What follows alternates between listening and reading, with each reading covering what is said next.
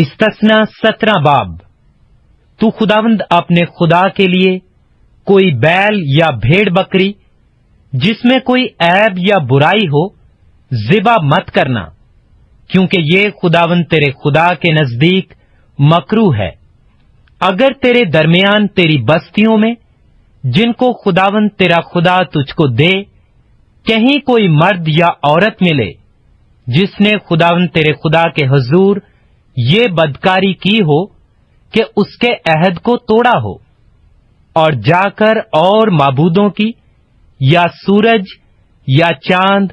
یا اجرام فلک میں سے کسی کی جس کا حکم میں نے تجھ کو نہیں دیا پوجا اور پرستش کی ہو، اور یہ بات تجھ کو بتائی جائے اور تیرے سننے میں آئے، تو تو جاں فشانی سے تحقیقات کرنا، اور اگر یہ ٹھیک ہو اور قطعی طور پر ثابت ہو جائے کہ اسرائیل میں ایسا مکروہ کام ہوا، تو تو اس مرد یا اس عورت کو جس نے یہ برا کام کیا ہو باہر اپنے پھاٹکوں پر نکال لے جانا اور ان کو ایسا سنسار کرنا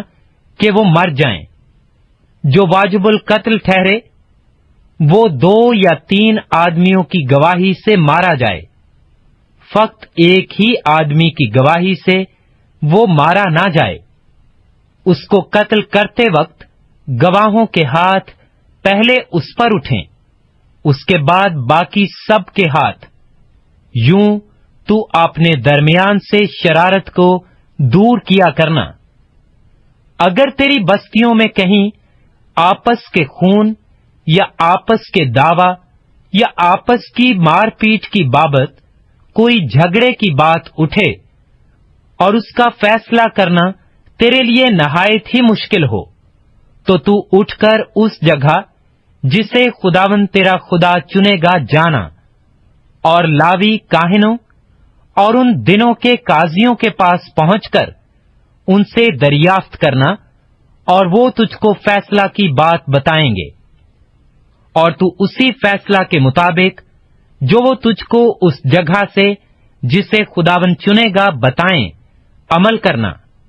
جیسا وہ تجھ کو سکھائیں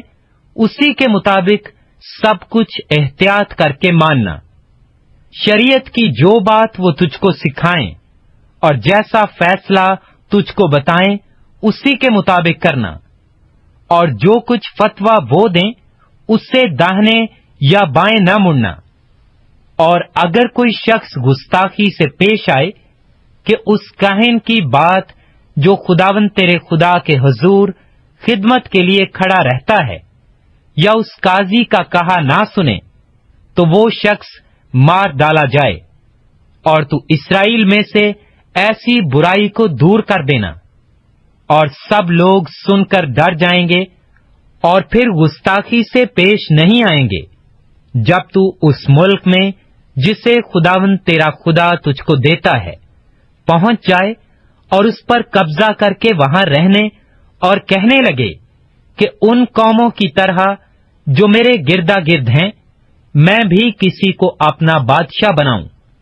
تو بہرحال فقط اسی کو اپنا بادشاہ بنانا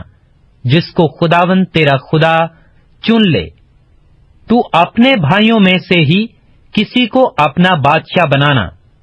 اور پردیسی کو جو تیرا بھائی نہیں اپنے اوپر حاکم نہ کر لینا۔ اتنا ضرور ہے